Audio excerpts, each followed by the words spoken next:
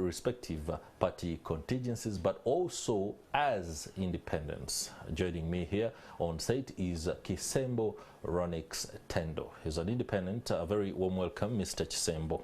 Thank you so much, my brother. How are you doing? I'm good. How is that? We come on the backdrop of what is no doubt one of the most contentious elections that we've seen. There is already what is brewing within the governing party that has the majority stake in this particular Arusha contingent. Yes. It takes the most members, and then the other parties decide among themselves who. And then the independents are also given a go. You are an independent. Within the dispensation that is available for taking members to Arusha, what do you see as something that can either be reconstructed, changed, or are you comfortable that as an independent, the NRM must continue to take the huge numbers and the rest can find their way? Thank you so much. You know, when you look at the composition of members of parliament from each partner state. That's right. Each partner state sends 9 members to the East African Legislative Assembly. Uganda's case is not unique. Uganda, we have NRM having 6 slots. Yes. We have the opposition parties with the representation in the parliament having 2 slots, then 1 slot for the independent. What is important to note here, this is not a constitutional provision, and neither is it a treaty provision. The treaty for the establishment of EAC, Article 50, does not provide for such an arrangement of 6-1. Neither is it a constitutional provision, but it's a creation within a partner state called Uganda. When you look at Tanzania, for example, CCM, the ruling party, these current elections that are happening, CCM is fielding 8 candidates, and the 1 candidate is elected to come from either CAF or CAF or Mageuzi party. Now, the point I'm bringing home is each partner state has a mechanism. In Burundi, currently, the ruling party, CNDD-FDD, is fielding 6. UPRONA is fielding 1, and then they're also choosing 1 candidate from the Batwa. You know, the treaty provides for all shades of opinion to be represented. So for Uganda's case, this is just to bring it out to the viewer of NTV and any other Ugandan. That's right. That let's not lament about Uganda having 6-1. I'm an independent candidate, but as I said, each partner state has a way, as long as the provision of Article 50 of the treaty is taken care of. You speak about the fact that no one should question, criticize, or even lament about the fact that the National Resistance Movement has the bigger share on account of the fact that the dispensation within the other members is also just about the same. However, when we look at how representation in Parliament is structured, wouldn't you want something that is more representative of the formation within Parliament than actually saying, well, since there is what is done across the other states, we can also follow suit? Well, to me, I wouldn't have a problem with a 6-1. My concern would be the quality of representation. The quality of representation. That's my concern. For the past 15 years, I've offered myself at a voluntary level to promote awareness about the East African community integration in the partner states. Now, for Uganda's case, when it's very painful on my side, when I look at His Excellency the President as a champion of the revival of the East African community, his heart, I want to believe that he speaks, he sleeps East African community integration. You follow all his speeches. He's preaching about market integration, political federation, peace and security in our region, you get. But now, when you look at the quality of representation, our partner states put a lot of emphasis on who to send in this house. Are these people aware of the strategic interests? I would rather think, going forward, that when we have the 9 members elected to Arusha, at least we should have an induction course. We've seen NRM members going to Chiankwanzi for a retreat to be lectured on the strategic interests of the party. When we look at our other partner states in the region and their composition, here in Uganda, I just feel something needs to be done. But in terms of 6-1, I wouldn't have a problem. Okay. But let's not have our representation based on candidate X and Y contested here and didn't make it. Then we can have it as a placement ground. You fail in a constituency X, and then somebody says, now, since a constituency couldn't find value and merit in you to send you to a national parliament, then why should we carry you, who is somebody who was rejected at constituency level? How do we find the merit in you to send you to a regional level, a regional parliament? This is the challenge. President Museveni does a lot of work. But then, who are those people behind to go and push his agenda forward? When you look at the partner states, for example, that are joining the community currently, President Museveni, President Uhuru Kenyatta pacified the inclusion of South Sudan into the EAC, together with other heads of state in the region. In 2018, when I went to Juba, I had a meeting with President Salva Kiir. I felt bad when I found that in Juba we had KCB, Equity Bank. Kenyans were the ones running supermarkets, travel bureaus, banks, hotels. What are Ugandans doing there? We are boda mechanics. We call them Juakali sector in Kiswahili. The Juakali sector. We are selling matoke, we are selling tomatoes, we are selling cabbages. Is that the best we can do? I would think, as DRC is joining us, can we have the Basajja Balabas of this country, the Sudins of this country in real estate and education sector to also go and take advantage? Because the president and his colleagues clear the ground. Kenya comes and takes advantage. And this is hindering the progress of the integration, because one says, how do we benefit from this? At no point, my brother, will partner states benefit equally. At no point, because nature even gifted us differently. Kenya, Tanzania will continue to benefit greatly from the integration process, but it's an open market. You bring tomatoes in a Nakasero market. Another one brings matoke. Someone else will bring maybe a cow, sorry, beef to sell. So you don't complain that in an open market, all you can produce tomatoes. You speak about, I would like to, the business imperative is very important, but I'll shelve it for a little bit later in this program, and help to demystify the aspect of quality of the members we are taking. You spoke about the fact that if somebody has been rejected in a constituency, how then can we as a country imagine that they will do better at within Arusha and the representation of the East African community? You are an independent. Somebody could out there reason very rightly that you cannot even make it within the political groupings. How then do you think, as an independent, you have the ability to condition the kind of change and the kind of narrative that you speak about, especially when it comes to aspects like business and for Ugandans being able to make inroads into other countries? My candidature is premised on Article 50 of the treaty, which provides for representation of special interest groups and all shades of opinion, plus political parties with representation in Parliament. We are 9 members. Each partner state sends 9 members. Out of the 9, we have political parties with representation in Parliament having members.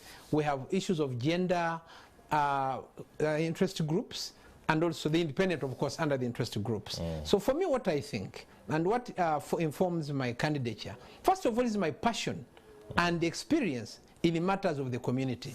From there, 2007, I've volunteered to promote ESC awareness and it's on record.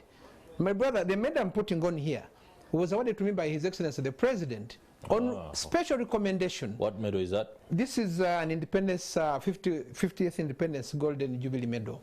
It was given to me on recommendation by the late General Eri Tumwine, the late Alhaji Chirunda Chivejinja, Ambassador Matayo Chialigonza, and the former Minister of ESC, Honorable Shemba Gaine. I was in Berlin in Germany when this happened. They called me to come, that I've been nominated to receive this in appreciation of what I've been doing for the region. And it's right about time. I've not been into active politics. I'm not joining this because I'm seeking for a job, but it's part and parcel of my journey. Day in, day out, I'm in Tanzania, I'm in Kenya, I'm in Burundi, meeting heads of state, meeting other stakeholders, engaging them on pertinent issues regarding the community. We've done a lot of talking. we need to see action. And if you followed my profile, you will see what I've been doing. In 2016, we had the Olympics in Brazil. President Museveni flagged off Team Uganda under the captainship of Stephen Kiprotich with a Ugandan flag. President Uhuru did the same. President Magufuli then did the same. The question is, if we want to integrate, I'm a sportsman, and I believe sport is the quickest vehicle to propel the integration agenda to the ordinary citizens. Now, I led a team to Brazil in the Olympics, and we took the East African flag. So how do we walk the talk? When Eliud Kipchoge wins, he's a Kenyan. Instead of raising Kenyan flag, we raise the East African flag. Bottom line here, tourists will come to East Africa to find out these people who run the 42 kilometers, marathoners, where do they come from? How is the climate like? What do they eat?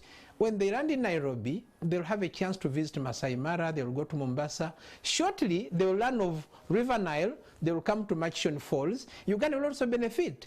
And with our interconnectivity now in the region, Uganda Airlines, Kenya Airways, Air Tanzania, Rwanda Air.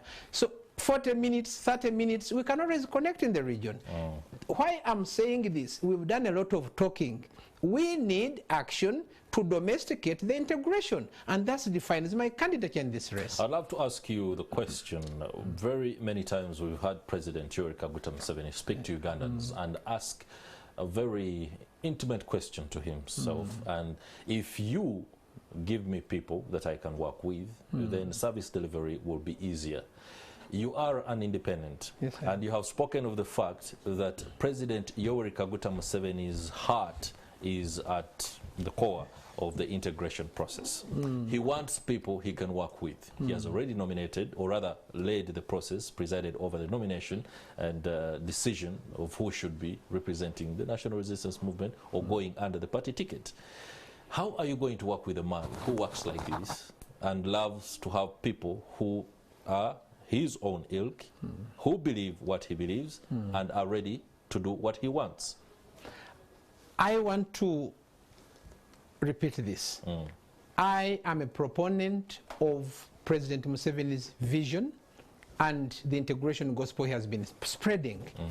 The only challenge I find, as I said earlier, is out of the 9, you see, it's not about one person, the individual. For me, I believe in President Museveni's agenda of the East African community. From the year 2007, as I told you, I've been at it, and I've had a chance to learn from the best, those who are passionate and deeply concerned about matters of our unity.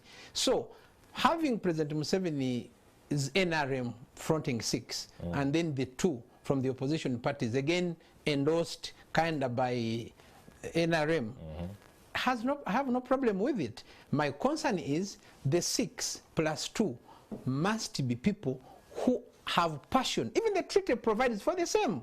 You don't just send people. Article 50 of the treaty provides for membership to EALA being people with proven passion and interest in furthering the integration agenda. All right, Mr. Kisembo Tendo, many thanks for that perspective. Like I said, I'll be engaging a little bit earlier on the economic imperative, the one that sees Uganda unable to tap into the various markets that are open within the East African community member states. Now, allow me to introduce a new panelist to the show, Gerard Siranda, Secretary General of the Democratic Party, a man, one of 2 who are in the eye of a storm within the Democratic Party, but of course seeking to represent Uganda. A very warm welcome, Gerard Siranda. A very good morning. Good morning. I want to take this opportunity to appreciate you for giving me this opportunity to be here. Yes. And to greet our viewers. I'm held up. I woke up to go to hospital. My dad is hospitalized. I needed to manage that, family and politics. Our prayers for his swift and quick recovery. All right, you find us discussing the party politics ahead of the EALA elections on the 29th of September. You yourself are the candidate for the Democratic Party. Yeah. However, the controversy of that particular nomination comes on the backdrop of the fact that you have apparently been endorsed by the governing National Resistance Movement. What does that even mean? You see, the viewers out there must understand that we in a multi-party dispensation in Uganda. We went to a referendum in 2005, decided to go to a multi-party dispensation. The same treaty and the same law that we go to these elections, remember that the NRM and FDC enjoyed this seat for 10 years, uninterrupted, 10 years, until the Democratic Party and Honorable Dance Fred Mkasambi, they went to court to open up this process. Ugandans should be very happy and credit the Democratic Party that we are talking about EALA now. We're not talking about this EALA thing for 10 years until we opened up the space. DP believes in opening space, believes in fairness, believes in competition. And the same treaty talks about the shades of opinion. I know it's not written anywhere that NRM will have 6, opposition will have this number, but the current president is best incumbent upon the number, the numeric size. You can call it the tyrant of numbers. The tyrant of numbers in that house mandates that if it's a game of football, it doesn't, even if you take it a free kick, even if you take it a penalty or from a corner kick, at the end of the day you have 3 goals, I mean 3 points. So the DP is very aware that we have 9 members of parliament. And with the 9 members of parliament, what we need to do is to engage. And like my brother Tendo has said, you have to go to the house where these matters will be settled at the end of the day, in the house. But the DP believes that we should always front a person that believes in these processes of the integration. Allow me to interject there and return to the fact that the case that was filed and consequently won by Mukasa Mbide that apparently changed the dispensation to allow for more people to come into the fold, that should have emboldened the Democratic Party and other parties to be able to stand on their own without necessarily requiring an endorsement from the National Resistance Movement. How come you, despite the fact that you registered that massive success as the Democratic Party, still have to go under the umbrella of the National Resistance Movement? You must appreciate that outside the court allowing a fair competition. By the way, the court just said there should be a fairness, you know, into competition. There is an election at the end of the day. It's not automatic that once you are DP, you are independent A, you are this party, it's finished. Even within the 6 NRM candidates, they will cast a ballot on them. So what we do is a tactics, is a strategy to engage, to reach out.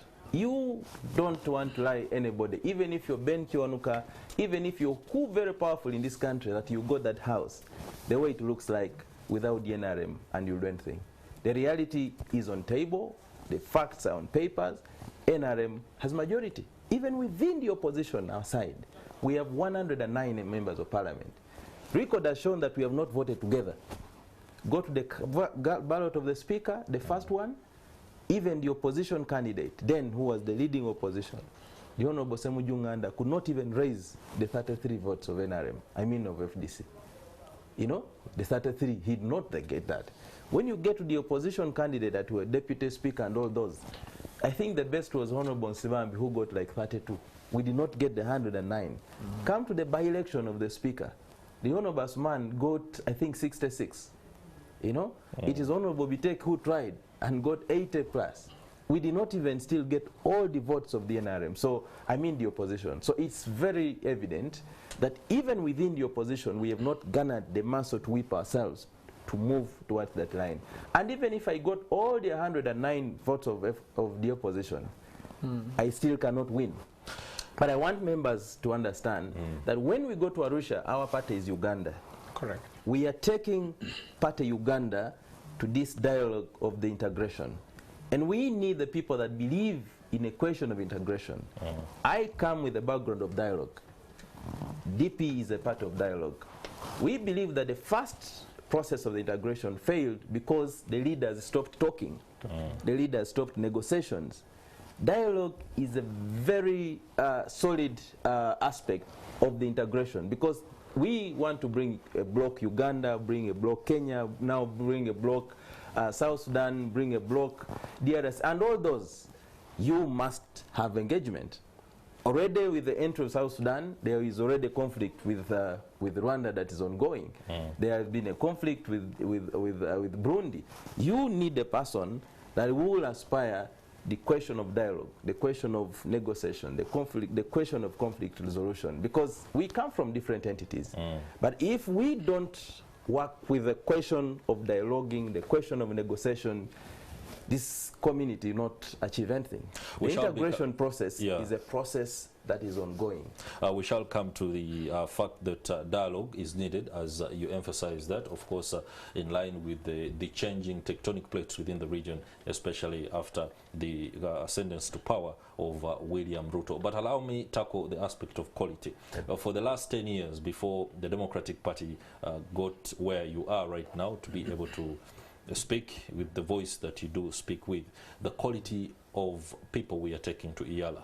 Of course, somebody will question, if you're talking about quality, what are the parameters you want us to use to be able to determine who goes and who doesn't go? The people who avail themselves for these positions are decided on and then voted on merit of any nature that plays out in other elections in this country.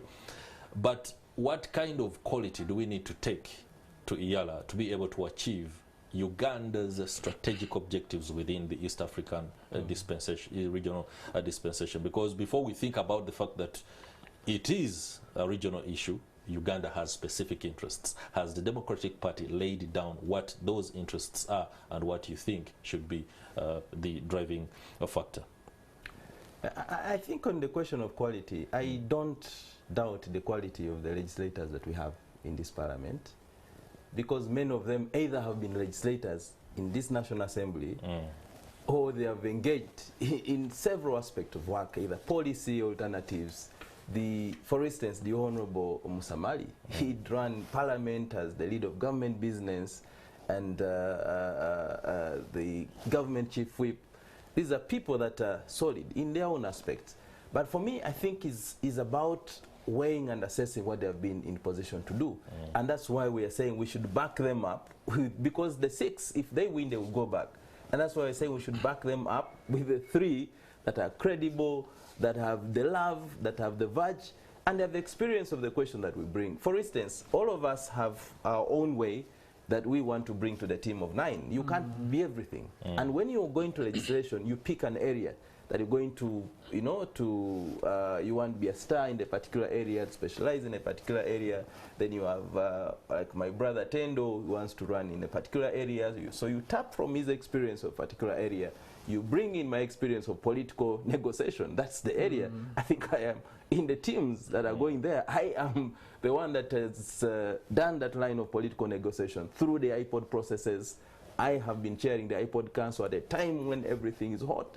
You don't want to see this party, you don't want to see this person, you don't want to the other. We are going to face the same in the community. We'll wake up in the morning and we don't want to look at legislators from DRC because they have a specific aspect or interest they are pushing. You don't want to look at Uganda because we are pushing this specific aspect. And we believe that Uganda has offered a lot to this African community rebirth. And therefore Uganda should be at the center stage of playing the same. There are issues with Congo, there are issues with Rwanda. How will you look at them? So we need a person that comes in with a background of hot discussions, the negotiations that allow us to propel the community, putting in background that the other community failed because the egos of the leaders did not go. I mean, they did not put aside the ego to drive the issues of the community.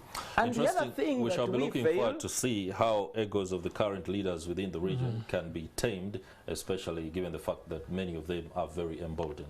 You had a point you're making very quickly. Is that we want to go to the integration with the people. The question of integration should be there. We have the paperwork, we have all the common market, common currency, the open borders and all those. But the people don't understand the question of the East African integration, the question of East African community. Even if you walk to the borderline and ask what is EALA, just the parliament, people don't understand. And when they get to understand, what next? Then they will push the leaders to the question of where we want to go. Because we want to integrate with our people. We want our people to understand what does this African community bring in terms of the bigger market that is coming up. What do we have to offer as Uganda?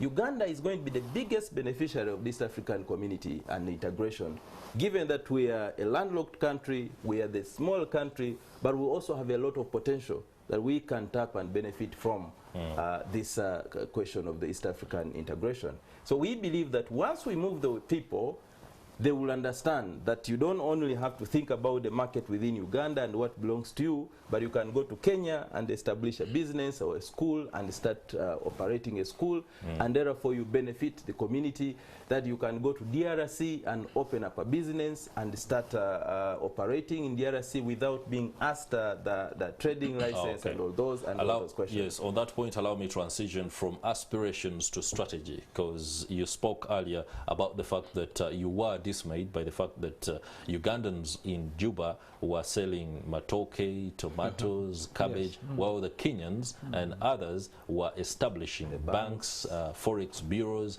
and financial institutions, meaning they were providing far more a service that brings in money than the Ugandans are. Of course, it could be a cultural issue, but on the policy level, what should be done to ensure that actually Ugandans do export this kind of expertise and economic power?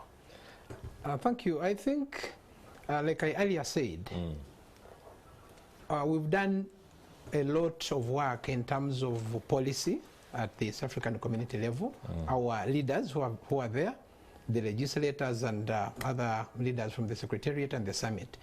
My concern as an individual is right now, as my brother Gerard Sanda here has just said, we've done a lot of talk. Now it comes to action, that's where we have a missing link. I'll give a quick example here. Let's look at the aviation sector. For example, we are talking regional integration. Uganda recently, under the leadership of NRM and the government of Uganda, revived this Uganda Airlines. We have Kenya Airways, we have Rwanda Air and Air Tanzania. Currently, flying within the region is very expensive. A ticket from Entebbe to Nairobi, 40 minutes flight, will cost you in the range of $300 to $400. The question of a single aviation space, removing the issue of having to charge us at the aviation space. You are flying from Uganda to Kenya, you must be charged. You get my point? Now, that should be tamed if we are talking matters of the integration. We need to revive the East African Airlines.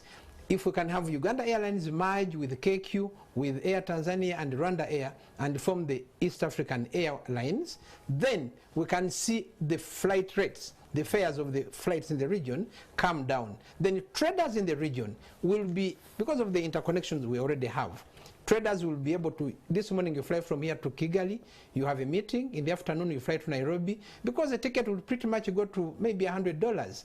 Then with Kenya, that's what I stated earlier, that to answer your question maybe straight, we won't stand to benefit the same from the integration process as partner states. And that's a big hindrance that we need to address. Reason, for Kenya, they already have established institutions which are of a national character. KCB, Equity Bank, these are some are private businesses, but when they go out, they carry a national character, a national figure, sorry, a national image. For example, KCB, when you look at Equity Bank, even KQ, right now, this year, 2022, DRC joined the community. If you asked Ugandans, how many people, how many businessmen and women in Uganda have taken advantage currently of DRC's being a member of the community? Before DRC joined the community fully, KQ, Equity Bank, KCB Bank were already established in Kenya. This now comes to the question of leadership. President Museveni is at the center. He's done his best. And this is justified by even a recent statement by President Ruto when he called him the father of the region. Actually, he's not even the father of the region, to me, from where I sit. He goes beyond that because he has, as a Pan-Africanist, he goes beyond that. I'm a member of the Global Pan-African Council, and President Museveni is our patron. But for Uganda's case, if I may ask you, my brother, which institutions do we have that bear a national character? If we have, like, businessmen like Sudiri Ruparelia, businessmen like Haji Basaja Balaba Hassan, who have established, for example, schools and the hospitality industry. If DRC is joining us, we need these people prepared to take advantage immediately. And I want to thank Honorable Evelyn Anita on this set, and the likes of my brother Morrison Rwakakamba, who are trying, each partner state that is joining, to set up these business summits, to let Ugandans know that there are opportunities out there. How do we tap into them? Your 2 cents on that, and the business imperative. I think for me it's a question of strategy. As a nation, we've given in too much into setting avenues. We have even gone ahead to propose money to pass it to build a road going to DRC. We did the same. We built a school in Tanzania. We did the same. Built a market in South Sudan. And in terms of how much security we have spent in South Sudan, we've spent in DRC, including the peace missions in Somalia. Uganda has excelled in those areas. But these are areas that take more from us. We become more heroes in that area, but the return is very small. What we need to do is be very strategic, that we, through the Ministry for Investment, the Ministry of Trade and all those, is to, for now, we will be establishing, setting markets. We have the roofings. These are companies that belong to this place. We have steel and tube. We have served Uganda Bati. These are companies that even if when they go everywhere, they have outlets. What we need to do is to set these parameters way beyond set in Congo, because actually Congo will be more friendly in tapping from Ugandan companies, because a lot of the Congolese are already integrated here. We host the biggest refugee community in East Africa. And the people, if you go down to Kiseka and wherever, people that come here from Congo are more than those that go to. So what we need to do is encourage our investors to go and set those parameters, and then set factories, set industries within those areas, set the banking sector, so that when a person who is a trader from here goes to DRC, he's not going to be bothered by Kiswahili and that. He will start speaking Luganda with a person that is there for now, because we haven't got there yet. And we need to support our people, investment, to do investment, support them with the loans, and so that we also do an encouragement in that sector, and we will get. We shall be adding a little more flesh on that and other points after the break. You are watching Morning at NTV, the Kickstarter discussion. We are discussing East African Legislative Assembly and the dispensation of business in as far as Uganda can benefit. Do stay with us. We'll be right back.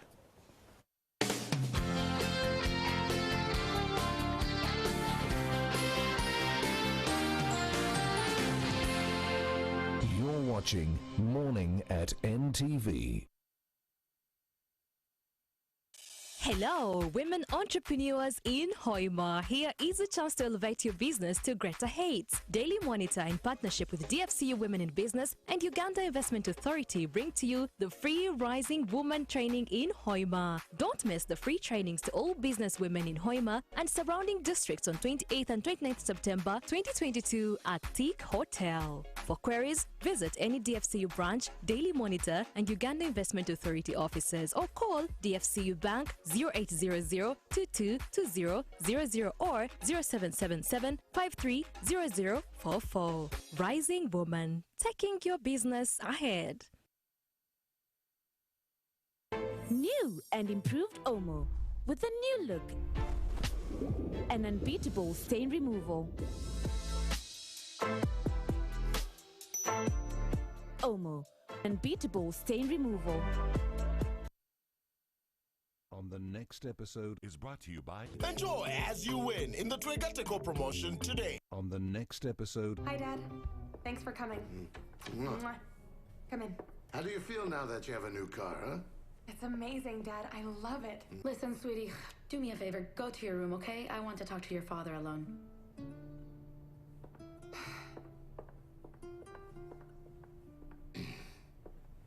How can you be so foolish, Francisco? Bye. Bye, Livy.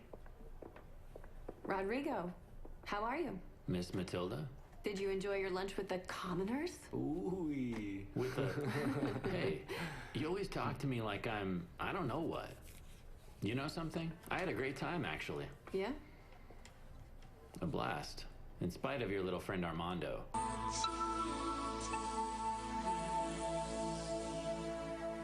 Winning is easy. Just buy a Rock Boom or La Vita and check under the cap. What you see is what you win. Enjoy as you win in the Twegateko promotion today. Call toll-free number 0800 299 008. Welcome back. We're glad you're still with us here on Morning at NTV. The hashtag is exactly that, Morning at NTV. On Twitter, be part of the conversation. Today we are discussing East African Legislative Assembly and the upcoming elections that we'll see. 9 members go to Arusha to represent Uganda. The National Resistance Movement has already decided on those that are going. Of course, that decision is contested by some who say they should have been allowed time and, of course, the ability to be able to contest against those that have been decided by the Central Executive Committee. Allow me return to my guests, Gerard Siranda, the Secretary General of the Democratic Party, who is also a member, of course, the one that has been nominated to go to EALA for the party, but also joined by Chisembo Tendo, an independent. I would like to make a very brief questions as we enter the final bend of the program, and I'll begin with you, Mr. Siranda Gerard. What do you offer? People have seen Siranda Gerard, and there has been cases of vacillating politician. And here you are, you want to go to the East African Legislative Assembly. There are those that are genuinely afraid.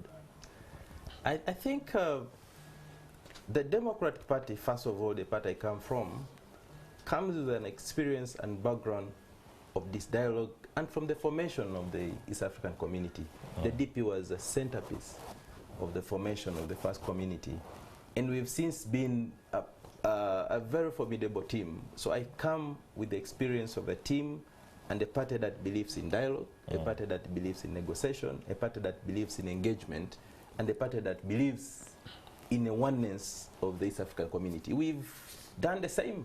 We're trying to integrate and work as a team by putting Uganda forward. We believe that we can put Uganda and the East African community and integration forward. Siranda has a very vast experience in this region. I worked with the Refugee Law Project for 10 years, engaging with the refugees from Congo, from Burundi, from Rwanda, from Somalia, from South Sudan, from Kenya in 2007, and those that come from Burundi, I mean Tanzania. So I have a command and understanding of this region. I can effectively speak and communicate in Kiswahili, that a language that many Ugandans find trouble in working with. So I come with that experience of the forced migration and the question that affects the Eastern Horn of Africa. So when you have Siranda, you have a person that is engaged with a lot of these questions. And of course, the question of governance gap. I have been in politics. A lot of the challenges that we face are within the leadership and governance question. All right. I come with the question of shaping the aspiration for a dialogue within the community. I stress that without dialogue and engagement, the East African community and integration is not going anywhere. Very quickly, we have 1 minute. Yes, please. Well, thank you so much. For me, what defines my candidature, as earlier stated, one is my passion on matters of the community and experience. For the past 15 years, at a voluntary level, I have been engaged in promoting awareness about the East African community integration using sport. And I want to anchor on that. See, if we are to walk the talk, then it's right about time that we see East Africa fronting one team to the Olympics. East Africa as a community need to be fronting one team to World Championship. We can have regional qualifiers, and then we select a team as East Africa. This team, it's a question of now, if I am given the mandate to go to Arusha, I engage my colleagues from other partner states. So we can be able to write to the International Olympic Committee, World Championship, and other international sporting events. Look at this. If we have one team from East Africa, for starters, this will help us promote the oneness we are talking about, as opposed to continuing to operate in isolation. Uganda is vying to host the Africa Cup of Nations 2027. You recently saw here the CAF president with the engineer Honorable Magogo. Very quickly. Yes, going to the president, seeking support to host CHAN 2027 with Tanzania. Why can't we then begin as a region to vie to do that as a region? You speak of the sports